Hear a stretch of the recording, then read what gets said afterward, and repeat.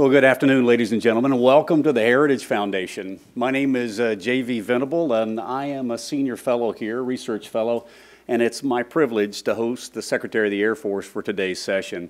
Just to give you a scheme of what's going to happen, we'll bring the Secretary in here in just a moment after a quick introduction. She'll give about 10-15 minutes worth of opening remarks. We'll do an exchange here, question and answer between the two of us. That'll last about 20 to 25 minutes, and then we'll open it up to the room for your questions. That sound like a pretty fair use of our time? Okay, if you would take a minute to mute your cell phones and your notification devices, I'd be grateful for that so that we go interruption-free, and just sit back, relax, and let me give you a brief introduction of our extraordinary guest. This is the 24th Secretary of the Air Force, the Honorable Heather Wilson. She's the Secretary of the Air Force, responsible for organizing, training, and equipping a force of 660,000 active duty Guard and Reserve members, civilians and their families. And this year she's responsible for a budget that's just a little bit over $145 billion. She is first and foremost born and bred an airman. Her grandfather served in the RAF as a pilot in World War I. Her father was a pilot who followed his dad around as he was a barnstormer back in the 1920s and 30s. And she is the third generation of certified pilots in her family. 1982 graduate of the United States Air Force Academy. She served as an officer on active duty for 7 years, and then she went into a variety of positions that are pretty much eye-opening. She's a Rhodes Scholar. She got her master's and doctorate in international relations from Oxford while she was on active duty. And then when she stepped outside of the active duty force, she continued to serve. She was a member of the National Security Staff during the George Herbert Walker Bush administration. She's founded and run her own business, guided the organizational actions of national labs, corporations, and nonprofits across the United States as both an advisor and as a board member. In 1998, she was selected as a member of the U.S. House of Representatives by the great state of New Mexico, and she served there for 5 consecutive terms. Immediately prior to assuming her current role, Secretary Wilson served as the president of the South Dakota School of Mines and Technology in Rapid City, South Dakota. Ladies and gentlemen, it is my privilege and honor to welcome the Honorable Secretary of the Air Force, Heather Wilson.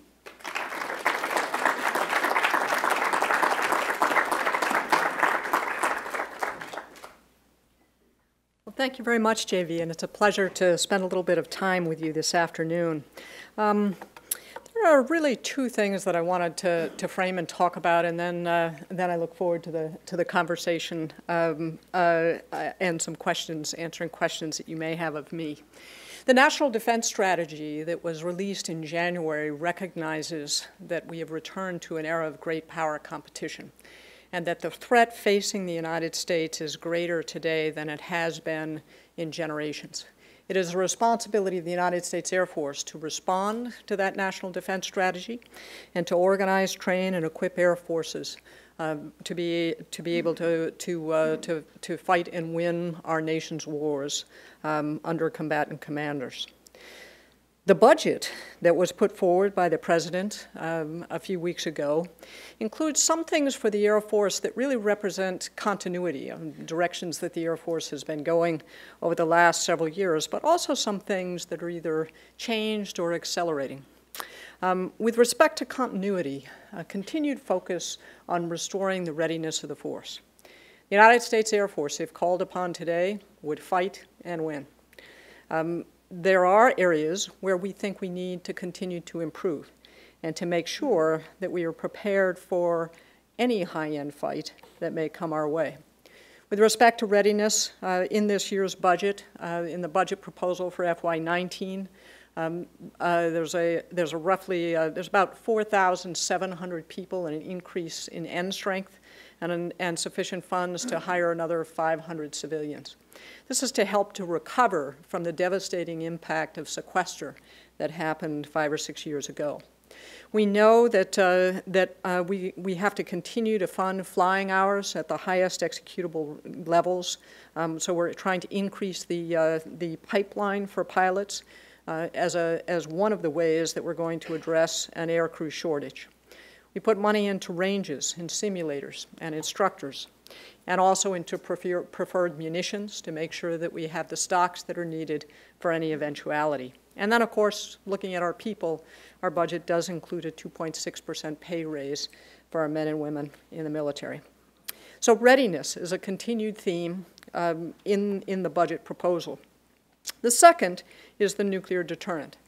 We, in addition to the National Defense Strategy, we now have the Nuclear Posture Review, which reaffirms America's commitment to the triad and to deterrence. In the United States Air Force, we are responsible for two legs of the triad, as well as a significant amount of the nuclear command, control, and communication that enables the nuclear deterrent. In our budget, we continue with the B-21 development, the B-21 bomber.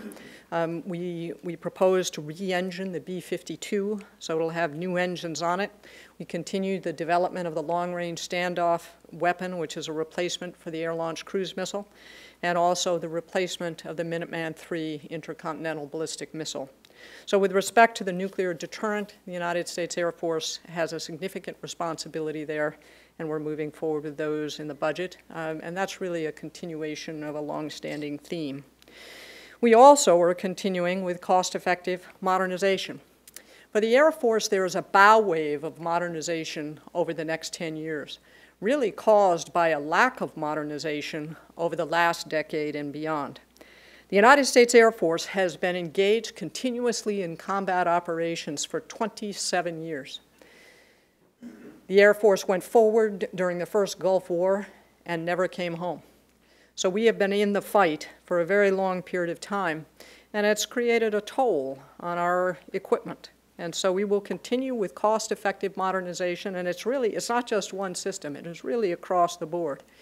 It's this year's budget will purchase the next 48 F-35 fighters, another 15 KC-46 tankers, of course the continued development of the B-21 bomber. We expect to make decisions this year on the next trainer to replace the T-38, as well as the replacement for the UH-1 helicopter. Our budget upgrades the F-16, the F-15C and D. So as you can see, there is a bow wave of modernization across the board.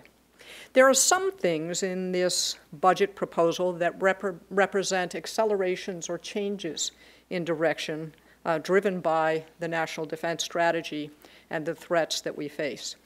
With respect to air and space superiority, on the air superiority side, we are going to continue to develop a family of systems to maintain air superiority, but we're also upgrading our fourth-generation systems, buying fifth-generation systems, and increasing our emphasis on electronic warfare as part of a family of systems that can gain and maintain air superiority where we need to, when we need to, in any fight. With respect to space superiority, there has also been a significant acceleration in this budget and in capabilities to deter, defend, and protect against anyone who seeks to deny our ability to freely operate in space. That includes things like jam-resistant global positioning systems, improving missile warning, and a significant change in the way in which we will go about improving missile warning, increases in space situational awareness, and the developing the ability to defend our vital assets on orbit. So there are a number of changes in the programs that the Air Force will pursue with respect to space, and a recognition, probably most recently clearly articulated by the Director of National Intelligence in his testimony on Capitol Hill about 3 weeks ago, that both China and Russia are developing the capability to deny the United States the ability to use space in crisis or war. And we need to respond to that reality. With respect to another change in the budget proposal put forward by the President for the Air Force, is a change to the way in which we intend to do battlefield management command and control. We have proposed to cancel a program called JSTARS, or the follow-on to JSTARS, which is a large 707 aircraft with a radar on the belly. And instead of that, develop an advanced battle management system that recognizes that everything, space, air, ground, sea, are sensors, and connect those sensors to get a better picture of the battlefield so that we can meet more of the combatant commander requirements than we can do from a single platform, which is what JSTARS was all about. So it intends to span all domains of warfare with the other services as well as the Air Force, to integrate communications, and to fuse that data into a picture for battle commanders. So kind of think of air traffic control on steroids, but those people will be on the ground, not in the back of a very vulnerable large airplane. That's a change in our budget, and it's driven by the National Defense Strategy. Finally, another change that's in our budget has to do with light attack. One of the things the National Defense Strategy asks us to do is to address the problem of violent extremism at lower levels of funds and efforts, and also to deepen our relationship with our allies and partners. This year, we will continue the light attack experiment to develop concepts of operation, to look at sensors and maintainability, with the intention of the United States buying, sometime in this 5-year plan, light attack aircraft for our own squadrons, but also engaging and encouraging our allies to buy light attack aircraft that are interoperable, but also can be purchased and sustained at lower levels of cost that some more of our allies can afford, so that they can secure their own countries and regions. That is a strategy directly driven by the National Defense Strategy. The National Defense Strategy is kind of, I like to say, it's a protein-rich document with not a lot of carbohydrates. It is probably, and I've been reading these things. I think most of the people here in the audience have been reading these kind of things for a very long time. But it is an exceptional document that provides real guidance on what should be the priority and why for the United States military, and how we are going to continue to protect our vital national interests over the long term. I think it'll be a seminal document to guide the Air Force and the other services into the future. And our job now is to move forward quickly and implement. With that, I look forward to our conversation this afternoon. Wonderful, ma'am. Why don't we grab a seat and we'll start from there. Well, the strikingly handsome people out in the audience have obviously been thinking about questions to ask you for a while. And we've got about 37 minutes before the end of this public session, so I'm going to take 5 or 10 minutes right up front. And then we'll maybe interweave some questions, yours and mine, from that point forward, and see how that goes. I was a fighter pilot, ma'am, a long time ago in a place far, far away. And one of the things that I recognized was the volatility of skill sets. If you fly, my rule of thumb, even at the height of my day, was if I flew 2 times a week, I got worse at everything. If I flew 3 times a week, I got to sustain my skill sets. And if I flew 4 times a week, you fed me enough bananas, I could do just about anything, and I felt pretty good about it. What did you fly? F-16s. Okay. And so 3 times a week, that turns out to be about 4.5 hours a week on average. And then you multiply that up, and you're looking at about a 15 to 20 hour month in order to really sustain that leading edge. General Wilson, before the SASC, Senate Armed Services Committee, about 2 weeks ago, 2.5 weeks ago, did some testimony, and he said the Air Force is now flying at a rate of 10 hours a month. Sevi misspoke, and we actually had corrected the record on that. So I have some actual numbers for you. Please tell me what they are. So for fighters, it's now the average FY17 numbers. Fighters was 16.4, so it's in that a month. So it's in that 15 to 20 range that you remember. Bombers is a little higher, so they're 19.7 this last year, and that's, their sorties are longer. And then mobility is 17.3. So on average, Air Force pilots getting about 17.6 hours a month, which We actually are looking at ways to increase that even further. At some point, it's the maximum you can do. It's maximum executable. One of the differences between the F-35 and the F-16 is it's a significant increase in planning and debriefing time because the missions are more complex and you get more out of them, as I know you understand. Yes, ma'am. So one of the things that I got the opportunity to do, I really appreciate the update. 16 is a markedly better number than even General Holmes mentioned 14.1, 14.2. That was a year and a half ago. So that's an improvement. Your dollar cost averaging those hours with the guys that are flying, guys and gals that are flying in the Gulf right now. And I got to talk to the folks at Spangdahlem last spring, about this time last spring, and they were averaging on the order of 300 hours in 6 months over the course of their time. And so when you dollar cost average that into the average person back at home, now the numbers get a little bit different. Could you talk to me about that? Which is exactly the important point, which is, when a air crew goes forward and they're flying in the Persian Gulf against violent extremism, they're not practicing for the high-end fight. Yes, ma'am. And so one of the things is, we've got an air crew crisis task force, and one of the things we've been trying to do is when they are back here in the United States, trying to free up the white space on their calendar to be able to train in a more intense way. I had a really good conversations this week at a group, we call it Corona. I think it has to do with LeMay's cigars or something, where General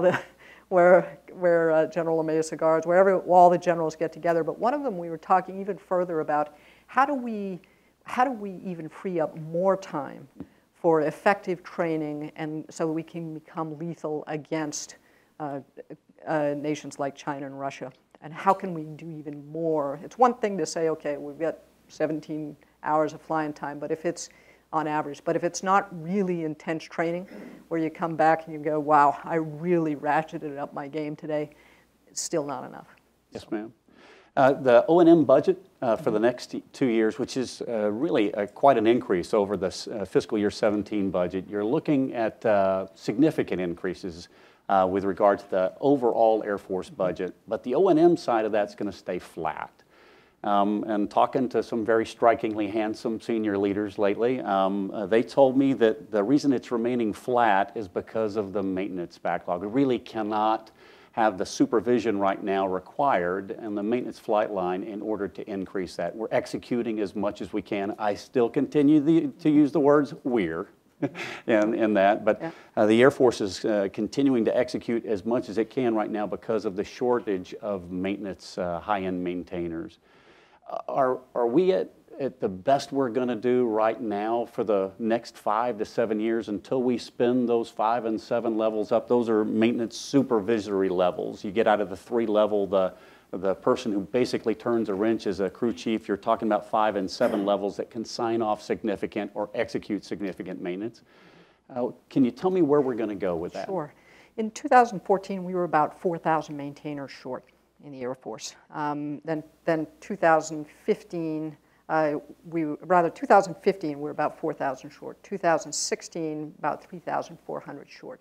By the end of the last year, we're now just 400 short. So we've been getting well, but as you well know, if you've only had 2 or 3 years experience as a maintainer, it doesn't mean that, you go from being an apprentice to a craftsman to a master craftsman, really. So we have a deficit in those craftsmen. And so we're looking at different ways to be able to accelerate the learning of those young maintainers. There's only so much you can do to really learn and master your craft. But we're almost well in terms of numbers. Really now it's about seasoning that force and getting them to the level of being craftsmen. Excellent. The fiscal year 19 budget, and this is a conversation, if you haven't figured that out just yet, it's mostly about budgets and where the Air Force is going to prioritize that money. The 19 budget has a procurement line that's actually smaller than the R&D line. And my understanding is the Air Force game plan right now is to not accelerate the purchase of its 2 primary fighters and bombers that are in production right now, or so fighter and tanker. So you get the F-35, about 48 a year, and the KC-46, about 15 a year. Could you talk to me about why you're not going to increase that when you've got the opportunity at hand? Well, with the KC-46, of course, we haven't yet received the first KC-46, but particularly at KC-46, you want steady rate production. And so I think that's the intention is to really just get to steady rate production for the KC-46. One of the reasons that I noticed that about our R&D and procurement budgets, one of the things to keep in mind is that the B-21 is still in the research, development, test, and evaluation budget. So what looks like, that's one of the big things that makes that skewed. So you really have to get down into the subcategories to understand why are we spending so much more on research, development, test, and evaluation than on procurement. It's because of where programs are in their phases. With respect to buying more fighters faster, obviously we're trying to balance a budget across a whole portfolio of modernization that we have. I would say that some folks feel that, do we really want to really ramp up production of the F-35 and purchase of them now when we know that the Block 4 is really just a little bit over the horizon, and any Block 3 that we buy now would have to be retrofitted to Block 4. So is this the right year to try to get up to even higher rates? So that was one factor, but really it has to do with we've got a lot of modernization to do. Aerospace, bombers, tankers, nuclear assets. It's pretty remarkable the amount of modernization that's going on. We have over 460 Category 1, 2, or 3 procurement programs underway in the Air Force right now. Pretty amazing. So I was one of the beneficiaries of the Reagan buildup. So I came online, I picked up a brand new F-16 from Carswell, flew it to Spain, rich Corinthian leather smell, and that airplane is still flying out there in the active duty Air Force from 1987. We've got the oldest airframes in the history of the Air Force that are out on the line right now on average. And so this is a bit of a follow-up. The Reagan buildup only lasted really it was a small window of time, and we're still the beneficiaries of that buildup. If we don't take advantage of this one now, 2020 is the fiscal year 2020 is still uncertain. What we're going to get as far as a DoD budget, and then what the Air Force portion of that is going to be. Is there no inkling to want to go ahead and buy the Block 3s? Get them on the line, and then even if we don't get the opportunity to upgrade them later, they're at least metal that we can use in a high-end fight when the day comes. We've got B-52 engines, we've got missile warning, we've got tankers, we've got the ground-based strategic deterrent, we've got long-range standoff weapons. So there is modernization across the board. Would we like to do more faster? Is it possible to do more faster? Probably in some areas it is. But we've put forward what we think is a pretty good budget across the board to modernize the Air Force. And we're trying to move faster. I mean, we're moving faster towards defendable space. We canceled space-based infrared 7 and 8, which were kind of large targets. And we are moving very quickly to next generation missile warning. So there's a lot that we're doing, and we're trying to move much faster and be much more nimble. Great. Well, thank you. One more question, and then I'm going to open it up to the floor. I don't know if we've got microphones out there. I may end up doing so. We do have some in the back. This morning, I believe, there was an event where Representative Rogers actually came back out with his direction and focus on the Space Corps.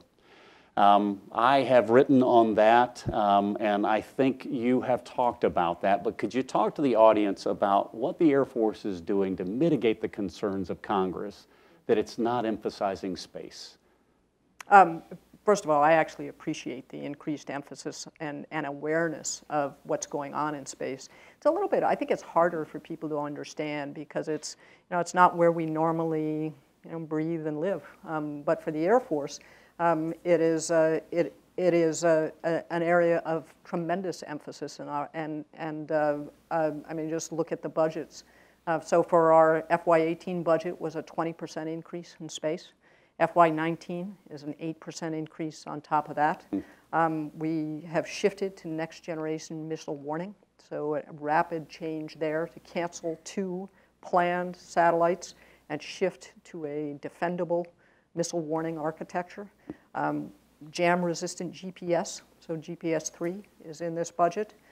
We moved to a weather gap filler with operationally responsive space and use that operationally responsive space authorities to move very quickly to a weather gap filler.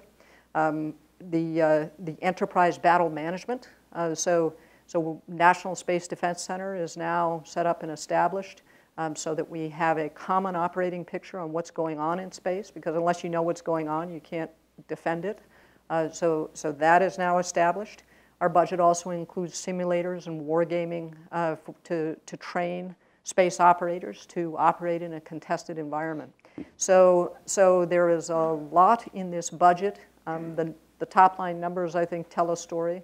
But I think when you get down into the programs, there's a real recognition that space will be a contested domain, and that we are developing the capability to deter and prevail should anyone seek to deny the United States operations in space. Ready defense. Well, thank you, ma'am. All right, well, let me open it up to the audience. And we've got a question right here, and we'll start with that. If you would state your name, where you're from, and then what your question is. Hi, I'm Pat Host with Janes. Hi, ma'am. When do we expect to have an RFP out for the B-52 re-engining, and has the acquisition strategy been developed for that yet? You know, let me take that one for you and get back to you as to when they actually expect the RFP to go out. But it is in this 5-year defense plan. And let me take it and get back to you if I could. Awesome. Yes, sir. Sledge Harmer. Thank you, Colonel Venable. Todd Harmer, American Defense International. In Colonel Venable's opening remarks, he mentioned you oversee a budget of $145 billion. I was told there'd be no math in public, but that seems to be about $37 billion short, which I assume is what we traditionally call the blue pass-through. So I guess my question would be, is there any discussion within OSD to make the blue pass-through a separate MFP that would give the Air Force proper resources to support their contribution to the national security strategy, national defense strategy? And I think, as kind of a follow-on, I don't think the one-third cookie cutter is cutting it for the Air Force. Is there similar talk along the lines of a sea-based strategic deterrent fund for the Air Force to modernize the other two legs of the nuclear triad? Thank you. I'll take the first part of the question. I'll probably forget the second part when I get to there. But our FY9, so our FY18 budget, which we don't actually have yet, so we're still kind of waiting for that to get finalized. I think last year it was late April when the Air Force actually and the Defense Department got its budget. We're now in March for the year that started last October. Probably the most important thing that that the government could do is to get back to regular order and budgeting. Sequester did more damage to the United States military than anything our adversaries have done in the last 10 years. And uncertainty about budgeting is a serious problem. The budget proposal for next year for the Air Force is $156 billion. That does not include what you called the pass-through. There are certain agencies and entities, including and also Defense Health System funds that are added on top of that, but we focus on our budget, which is $156.3 billion. Now, is there a different way that might be, that might be set out? I guess we're open to that, but to me, I don't look at one-third, one-third, one-third. I look at what are the capabilities we need to develop to meet the threat, and how do we put those together?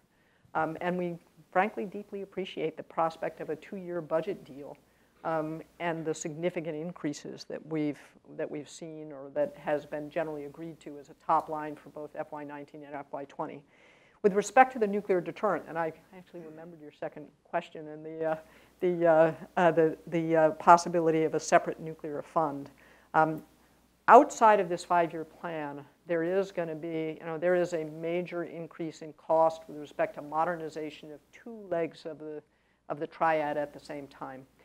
Historically, the United States has handled this in different ways at different times. There have been times when nuclear modernization has just been kind of done within the Air Force budget. There are other times when it's been kind of added on top. I think the Defense Department is going to work through that issue when we get there. All of the things we need for the nuclear deterrent over the next 5 years, the development of the long-range standoff weapon, development of a follow-on to the Minuteman, and nuclear command and control are in our budget at the top line we've been given. But I think the challenge is outside of this 5-year window. I've got a question up front, but while you're moving the microphone there, the light attack aircraft, you've got so many priorities and so many fish to fry in this budget and the budgets that follow. I've heard the number $20 billion for the nuclear enterprise every year for the next 10 years, and we would rebuild it and refurbish it the way we wanted. I think General Holmes was the gentleman who said that. But here you've got the F-35, you've got the KC-46, you've got the B-21, top 3 priorities, but then below that you've got a lot of other things that are out there. The nuclear enterprise space is certainly a big one. Where does the light attack aircraft fit into that? So light attack, we've been asked to do 2 things in this national defense strategy that both of them affect light attack or drive light attack. One of them is handling the violent extremist organization threat at lower levels of cost. In a permissive environment, we don't need a lot of the capabilities that 4th and 5th generation aircraft or even unmanned aircraft bring to the fight.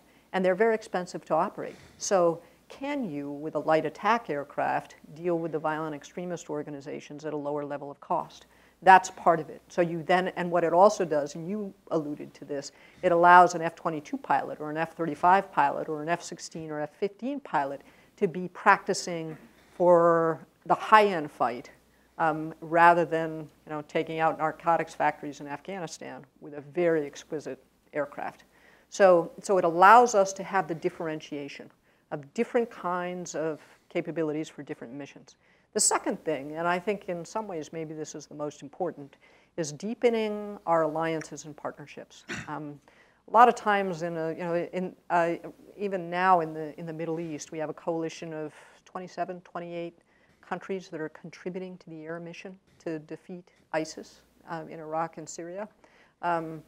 The coalition often comes together in the air, and we think that light attack aircraft will allow other countries to have interoperable equipment with the United States, started as coalition at the core, but be able to contribute to regional stability in their regions of the world with a capable aircraft at lower cost. Well, fabulous. Sir, if you would, your name and your question. Name is David Onspach. I'm a retired Air Force civilian engineer. The question I have for you is, I was a civil engineer and a basic civil engineer at Joint Base Andrews, and the procedures we had to go through in doing projects, a lot of our projects had to go out there for reviews or processing and other offices on totally different part of the base, a totally different part of the country, totally different part chain of command, and other offices were there trying to review it and slow it down, and I was supposed to go out there as part of my job as a, quote, project manager, unquote, civil engineering office, to go out there and bug somebody else to speed it up or something like that. So it seems like the Air Force culture hires some people hires people to be at cross purposes with each other. Hire some people in one office to try to speed a project up, hire another office to slow it down. And I'm trying to find out, is that your intent for the Air Force to operate that way?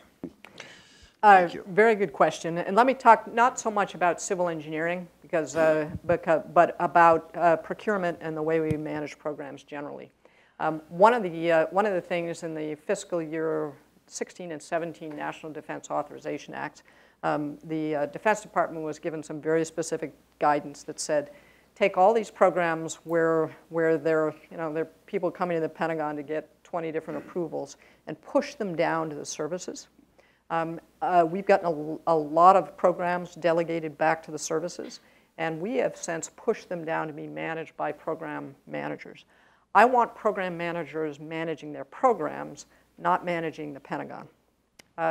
We have exceptional program managers, and so we have pushed authority down to be able to go faster. And so speed and capability and innovation are what we're trying to drive. We also, and this probably more directly answers your question about how the Pentagon runs things, and we have over 1,400 Air Force instructions. Those Air Force instructions, regulations, levy about 85,000 different requirements on our wings and squadrons. Of those 85,000, to get a waiver from one of those requirements, 30,000 required going all the way up to the headquarters Air Force to get a waiver. Some of these requirements are just amazing. We have an Air Force instruction on how to build an obstacle course. It's mandatory. And you know, I think if you're a civil engineer at Andrews Air Force Base and you need to build an obstacle course, you probably don't need instructions from the Pentagon on how to do that. So we're reviewing all of Air Force instructions to eliminate them where we can, to push authority and accountability down to lower levels, to give best practices, and then allow waivers from those to be at much lower levels. While it frees things up bureaucratically and probably saves money, the real reason to do it is because of what the world will be like in a future fight. We have had, for the last 27 years, been fighting violent extremism where we send airmen forward. We've got exquisite command, control, and communications all the time, globally. Anybody can talk to anybody anytime they want. We can't expect that in the future of warfare. Airmen are going to have to take mission direction and execute without a lot of exquisite command and control to get after the mission based on their training and experience. If that's the way we need them to be able to operate and innovate in wartime, that's the way we have to operate in peacetime. And so we are trying to enable and support squadrons to take mission orders and execute, assuming that in time of crisis we will not have perfect command, control, and communications. Great. Yes, sir. Question in the front row. Marshall? Marshall E. Miller. Wait for the microphone, if you would, Marshall. Sir, if you would bring the microphone. Thank you. And I'm still Marshall E. Miller. It may turn out the most important thing you're doing is not the F-22 or the F-35 or something of that sort, but missile defense. Can you tell us what we can do to do it a little bit better? Well, there's a Missile Defense Agency that develops capabilities. The Air Force role is in operating some of those capabilities.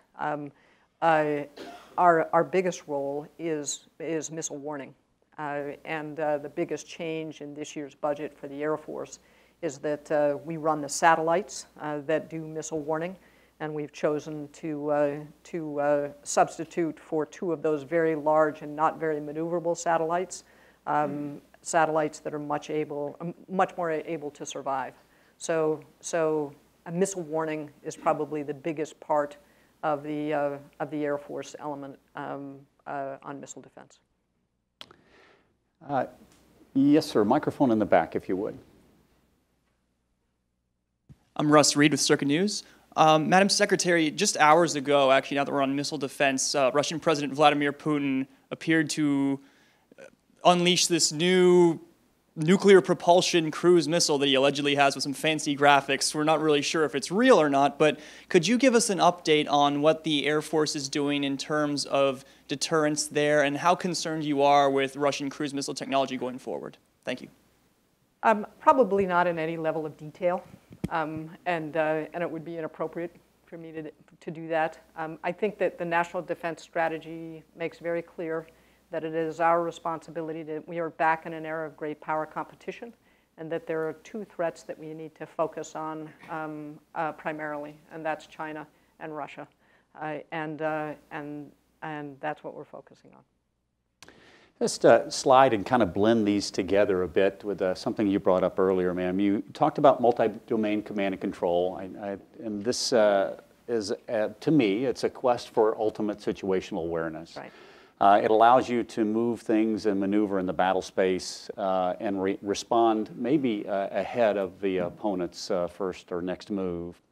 I've watched the F-35 program for a while. They have a sensor suite that's extraordinary. They have off-board feeds that come in from other systems. And in that, they have a single screen that will display a single target. And when they can't display a single target, they have multiples from basically all of these sensors that the system is not able to narrow down. They've made some great inroads on that, but they call that ghosting, is when you have multiple images for the same target. In multi-domain command and control is going to have multiple sensors, multiple different feeds, and it's not all going to be built off of the same inherent F-35 backbone, as it were. Could you talk to me about the engineering challenges that may be ahead with that? In fact, when this concept initially came forward, you know, Air Combat Command had been planning and acquisition had been planning to build a follow-on to JSTARS. I was actually on the National Security Council staff when we first deployed JSTARS. It was an experimental capability. It had Northrop Grumman engineers in the back because there were no trained airmen, and they signed up, volunteered as civilians to go forward into the fight into the Middle East to push Saddam Hussein out of Kuwait. The aircraft arrived in theater the day before the air war started. So it was revolutionary capability at the time. The previous concept was to kind of build version 2.0 of JSTARS, large airplane, synthetic aperture radar on the belly. But JSTARS today is meeting less than 5% of the combatant commander requirements. It can't look out that far. There are only 16 or so of them. And so, you know, they're limited by how many hours you can be up there and flying in an oval. So if we're not, and if we built another one, said, all right, we build another one, put billions of dollars into this, and we still meet less than 5% of the combatant commander requirements. And so we said, is there a better way? The initial concept came back and said, we think there's a better way. Chief of Staff Dave Goldfein and I said, no kidding, get with the programmers, the planners, and show us that the technology, this is not a miracle in a program plan, that these technologies are already mature and that we can move towards a different concept. And then we had one of the federally funded research and development centers come in and scrub that externally and really get down to the programming and engineering of what kinds of capabilities we would string together, the communication systems, the bandwidth, the sensor systems, and so forth, to say, yes, this makes sense, and would give us more capability than we would have otherwise. So, you know, it's a lot easier to say we're going to buy an airplane. That's not the right answer. And it was the right answer and was revolutionary in 1990, 91. But at that time, you know, I hadn't even gotten my free disk for AOL, right? And we were all using pagers. We thought we were really cool if you had a pager that could give you the phone number and not just beep, call your office, right?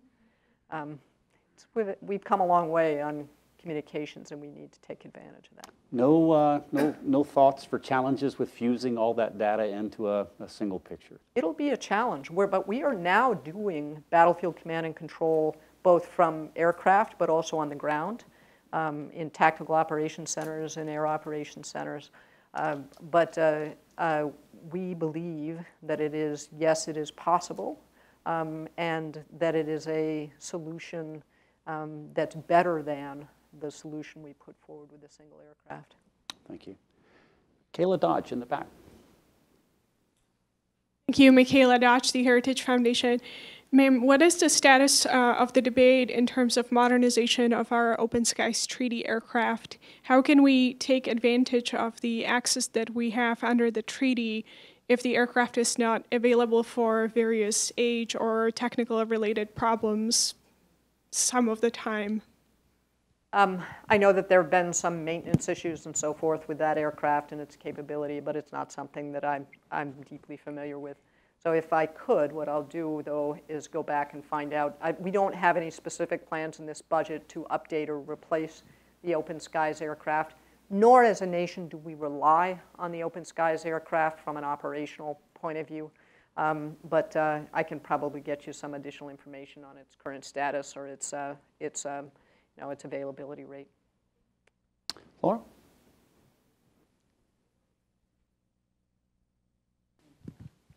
Hi, Lara Seligman with Aviation Week. Just to go back to the JSTARS question, you talked about command and control, but another big piece of that, of course, is the ground surveillance GMTI mission. I understand that you're trying to plug some of that gap if JSTARS goes away with maybe GMTI radars on the MQ-9, for example. But I see a couple of problems with that. One, an MQ-9 is not more survivable than JSTARS in a contested environment, and two, is there technology available to effectively link all the different MQ-9 radars together to create as good an image as you get from JSTARS? In the case of the MQ-9, what it is good for is those uncontested environments. And that's, where are we using JSTARS today? Well, we're using it in an uncontested environment. But it can only fly for so many hours and go up there and circle. And MQ-9 can actually fly for longer and can do the job that it's being asked to do. And the second part of your question had to do with communications. Part of this obviously is communications and fusing of data from different sensors. And that's why we had the engineers come in and really take a look at it and say, does this add up? Is the technology ready?